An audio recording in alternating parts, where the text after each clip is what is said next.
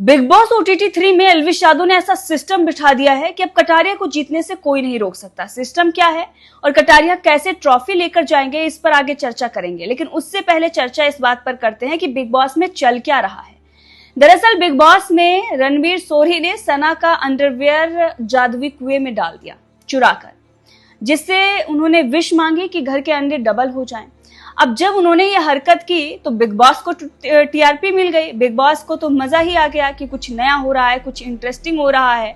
लेकिन लोग जो हैं वो काफी क्रिटिसाइज कर रहे हैं रणवीर सोरी को कि ऐसी हरकतें शोभा नहीं देती, आपकी उम्र और आपकी हरकत मैच नहीं करती। लोग तो ये भी कह रहे हैं कि इस तरह की ऊटपटांग हरकत करके रणवीर सोरी क्या साबित करना चाहते हैं। किसी लड़की का अंडरवेयर चुराना ये कहां तक सही है।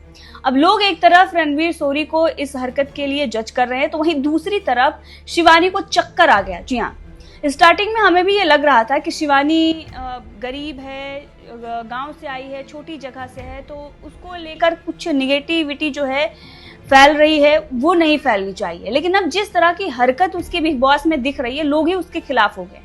पहली बात तो उसकी आवाज को लेकर ट्रोल किया जा रहा था, और अब उसकी हरकतें, उसके ड्रामे देखकर लोग भी थक चुके हैं कि कितना ज्यादा ड्रामा करती है ये लड़की।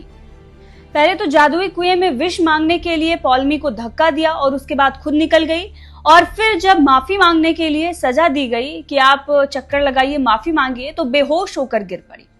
पूरे घर वाले डर गए, उसे मेडिकल रूम में ले जाया गया और फौरन थोड़ी देर बाद वो ठीक होकर वापस भी आ गई। अरमान मलिक ने उस पर कमेंट भी किया कि ये ड्रामा कर रही थी, इसकी एक आंख खुली हुई थी। अब ये सारी चीजें घर के अंदर चल रही हैं और मजा जो है वो भरपूर आ रहा है, लोग जो है वो एंजॉय कर रहे हैं। लेकिन कहीं ना कहीं अभी भी कमी है कि कुछ और भी नया जो है बिग बॉस लेकर आए। ये सारी चीजें तो हम बाकी सीजन में देख ही चुके हैं, लड़ाई झगड़े, ड्रामे और झूठे लोग, झूठी बातें, और उसके बाद गिरगिट की तरह पलटना, ये सारी चीजें देख चुके हैं। कुछ और भी नया लेकर आए बिग बॉस, इसकी उम्मीद अभी भी लोग जो है लगाकर बैठे हैं। लेकिन इसी बीच जो बॉस मीटर के विजेता हैं लवकेश कटारिया, उनको लेकर खबर यह है कि पिछले हफ्ते भी उन्होंने पूरे घर वालों के सिस्टम ढीले कर दिए हैं, उन्होंने झंडा गाड़ दिया है। और इसकी चर्चा तो हम पहले से करते आ रहे हैं कि एल्विश यादव ने कहा तो एल्विश आर्मी लव कटारिया के समर्थन में, और लव कटारिया ट्रॉफी लेकर ही जाएंगे। तो एल्विश आर्मी ने एक बार फिर से इतिहास रच दिया है और लग रहा है कि बिग बॉस ओटीटी 3 का विनर भी एल्विश आर्मी के सपोर्ट की वजह से ही बनेगा, और वो होगा कटारिया।